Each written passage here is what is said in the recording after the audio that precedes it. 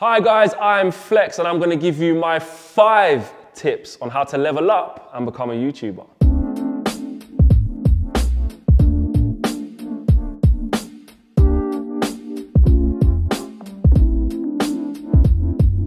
Listen, personality is everything, but it must be your personality. Rule number 1 for me is be you. It's so important that you do that. Your content's got to be organic, it's got to be authentic, and people have to feel that what they're watching is not acting. They can turn on their TVs or go onto Netflix or different streaming things if they feel like watching the latest series of acting and pretend and sci-fi and stuff like that. That's a whole different realm. But for me, YouTube is all about being yourself and being authentic, and the people can see through it. I always say to people as well that the people decide what they think is popular. The people decide if they like you. And to give yourself your best chance at being accepted into the realms of the YouTube viewership or to be accepted as a YouTuber, I think you need to give your best version of you. So for me, it's very important that you be you, and the key here is don't try to recreate others. You can be inspired by others. Inspiration is completely different to recreation and copycat. Like, let's just say it as it is. Don't be a copycat. Be yourself. If you're inspired by somebody else's story or the way somebody else has their content or content that hits home with you, that's fine and that's great, and that is your spark that actually takes you to where you want to get to. But the key here is to recreate that and put your own spin on it and come up with fresh ideas based on what actually inspired you in the first place. Because as I say, people don't like to see phony, people don't like to see fake. And I think that the best YouTubers and the people that get the most longevity out of it as well are the people that are true to themselves. So for me, when I entered into this space, there was loads of football content as YouTubers. You have Robbie at Arsenal Fan TV, you might say Troops, you might say Mark Goldbridge at the channel that I'm at, Utd Stand. I am not those people. I'm not those people. I might be somewhere in between. I might be more relaxed. I might have been more angry at different times. I might have different reactions to those guys, but I'm not them, and I can't be them. I can't look at them and try to recreate the numbers that they do by impersonation or imitation. So for me, the key to this is be you, trust you, and own you. Consistency, yes. Regularity. How often is your content going to be? Are you doing too much content? Are you doing not enough content? Consistency is key, because if you're looking to get into this space, people want something to buy into.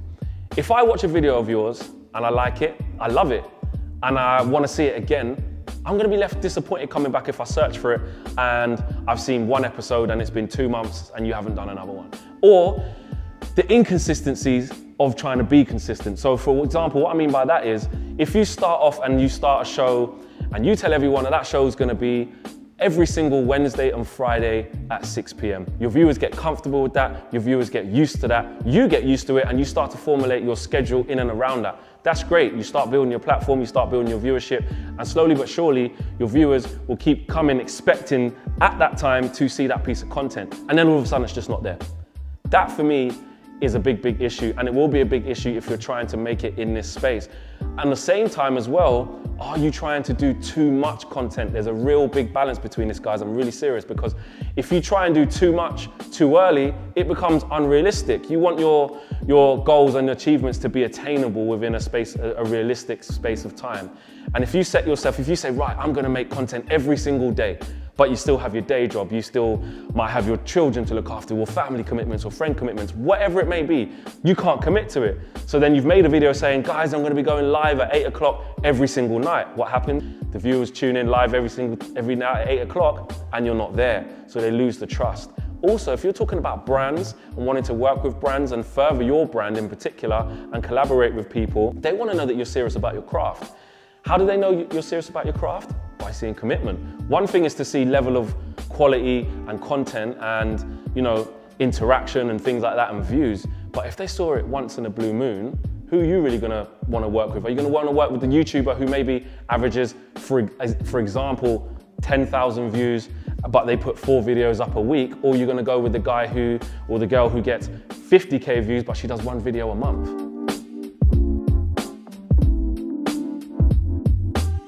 Know and understand your audience. Who's your audience? What do they want to see? And why do they want to see it? It's that simple.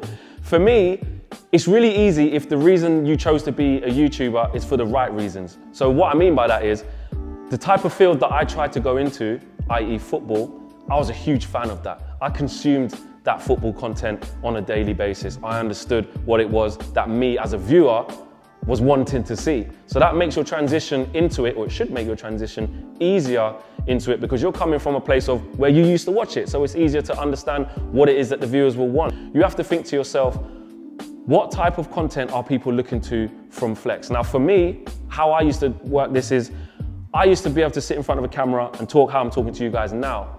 But as I developed into my role and I started following Manchester United around the world, I was known as a field presenter. We used to do a lot of vlogging, behind the scenes access, and people used to, or still do, like to see me interact with other people. I'm not saying that they don't enjoy me, what I'm doing now, talking on a one-on-one, but I used to look at the engagement and the interaction and the feedback, and it was all centered around Flex is the field guy. Flex is the person who is the intermediate. Flex is the person who is maybe taking one viewpoint and bouncing it against another viewpoint and bringing two people together who have different viewpoints. The mediator. I had to center my content around that, and I started to kind of own that position within the space. That's not to say that you shouldn't try other things, but again, it's to home in on what you think your audience most wants from you. Another way of doing this as well is, as you grow and as your views grow or your engagement grows, keep an eye on the numbers. And I'm going to talk later on in a different step of why you shouldn't do this overhand, but it's very important that you keep an eye on it, because if you look at, say, you made 10 posts, no, let's say you made 20 posts within a month, right? And you looked at the engagement and interaction / views within those months. Look at the ones that done the most, try and figure out why, because it's never by chance. There's a reason why one post does more than another. It's never just because that's just the way people were feeling that day. There's been something about that content, whether you know it or you don't, that made people watch it more than the other 5 you posted. So that is very, very key. Understanding who wants to watch your content, why they want to watch your content, and when they want to watch your content. You've got to keep an eye on all of those things. Okay, I love this tip. And I know I kind of said at the top of the show that #1 was my most important in terms of BU, but actually I think I might change my mind to this one. Patience. Patience is a virtue, as they say. And that could not be a truer saying in terms of the media, social media space, YouTube space. You have to be patient. I think it's very, very easy to get consumed in virality and chasing that big moment, chasing that one video or that one piece of content that everybody sees. Millions of views, tens of thousands of views, hundreds of thousands of views, whatever it is, to be noticed. But you have to be patient, guys. If you look at some of your most successful YouTubers, you look at KSI, you look at Chunks, you look at Young Philly, you look at all these guys, Harry Pinero, who I've got great respect for. Do you think that they just came in one day, walked in, made one video, and that was it, they were at the top? It doesn't work like that.